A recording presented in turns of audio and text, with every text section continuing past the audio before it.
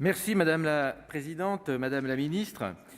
Je me félicite également de la tenue de ce débat à la demande de notre groupe, qui a permis quelques éclaircissements, même si de nombreuses zones d'ombre subsistent.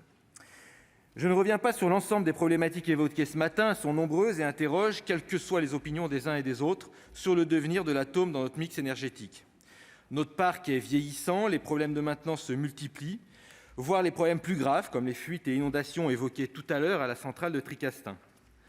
À un moment du mois de décembre, 17 réacteurs sur 56 étaient à l'arrêt simultanément. RTE le confirme, le parc français n'a jamais aussi mal fonctionné, obligeant d'ailleurs la ministre à demander un audit des centrales au PDG d'EDF. Au-delà, les travaux de mise aux normes post-Fukushima vont durer encore 15 ans. La résistance des réacteurs actuels à un attentat type 11 septembre ou à la chute accidentelle d'un avion de ligne n'est pas garantie. EDF entretient d'ailleurs le mystère sur cette question. Et c'est bien l'une des problématiques majeures de la sûreté et de la sécurité de nos installations, le manque total de transparence. Il peut se justifier naturellement pour protéger les installations de la malveillance, mais il est hautement problématique à bien des égards. Les éléments mis en lumière par le lanceur d'alerte de Tricastin soulignent ce dont on se doutait. Même l'autorité de sûreté du nucléaire est tributaire, pour ses activités de contrôle, des informations transmises par l'exploitant EDF. Ce dispositif ne peut pas inspirer la confiance et il est indispensable de trouver des mécanismes pour renforcer les moyens de contrôle du gendarme du nucléaire. L'excellent rapport parlementaire de Barbara Pompili, auquel vous avez participé, Madame la Ministre, proposait quelques pistes de renforcement des moyens d'action de l'ASN et de diversification de l'expertise. Il nécessite maintenant de mettre en œuvre ces différentes recommandations. Plus largement, la trentaine de préconisations de ce rapport illustre l'ampleur du chantier à conduire pour renforcer la sécurité des installations nucléaires comme du transport. Et encore, il n'aborde pas l'ensemble des problématiques relevées par le lanceur d'alerte. On voit ici toute l'importance de la protection de ces derniers, comme nous en discuterons ici même dans 15 jours. Que l'on plaide pour la sortie du nucléaire, et c'est le cas des écologistes, ou pour sa relance, nous vivrons avec l'atome encore un moment. Et ces enjeux de sécurité devraient nous concerner tous au-delà des clivages. Nous parlons de l'activité industrielle la plus dangereuse qui soit et que nous concentrons sur notre sol dans des proportions uniques au monde.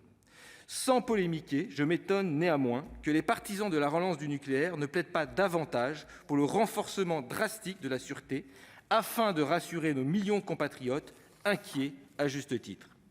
Il est certain que les questions de sûreté et de sécurité posent immanquablement la question du coût de production de l'énergie nucléaire qui n'intègre pas aujourd'hui, ou très peu, les nouvelles exigences de sécurité du XXIe siècle. Il va de soi qu'un nucléaire plus sûr, c'est un nucléaire plus cher, au moins le temps d'amortir les investissements. La mise en œuvre des objectifs de la PPE, notamment l'horizon de réduction à 50% en 2035 de la part du nucléaire, permet d'entrer dans le vif du sujet. La fermeture de 12 réacteurs supplémentaires permettra de régler la question des réacteurs les plus vieux et les plus problématiques.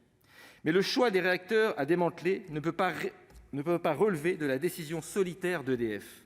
Un grand débat public est impératif sur la mise en œuvre de la PPE 2023-2028 et il convient de le conduire devant l'ensemble du pays. Il permettra en outre une indispensable visibilité sur le planning de fermeture des réacteurs. Plus largement, l'avenir de notre mix énergétique et la construction de nouvelles installations nucléaires doivent également être décidés démocratiquement. La campagne présidentielle est un moment pour ce faire, mais il est insuffisant.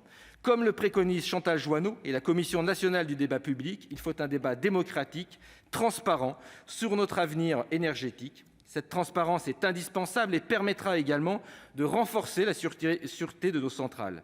L'atome ne peut demeurer une chasse gardée d'initiés, comme c'est le cas depuis le lancement du programme français il y a maintenant un demi-siècle.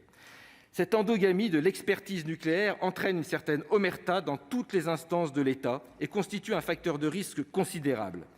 Nous appelons d'ailleurs de nos vœux la création d'une délégation parlementaire à la sûreté nucléaire, comme d'ailleurs vous le proposiez dans le rapport Pompili.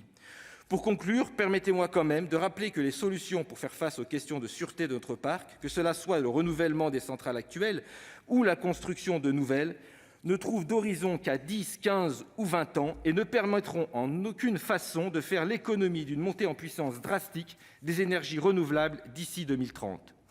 Montée en puissance des énergies renouvelables qui nécessite une véritable planification et un encadrement, comme nous le proposions dans notre PPL pour la création d'un service public des énergies renouvelables. Ni verte, ni propre, ni bon marché, ni sans danger, l'énergie nucléaire questionne et nécessite certainement, plus que d'autres, une expertise et une transparence renforcées. Merci beaucoup.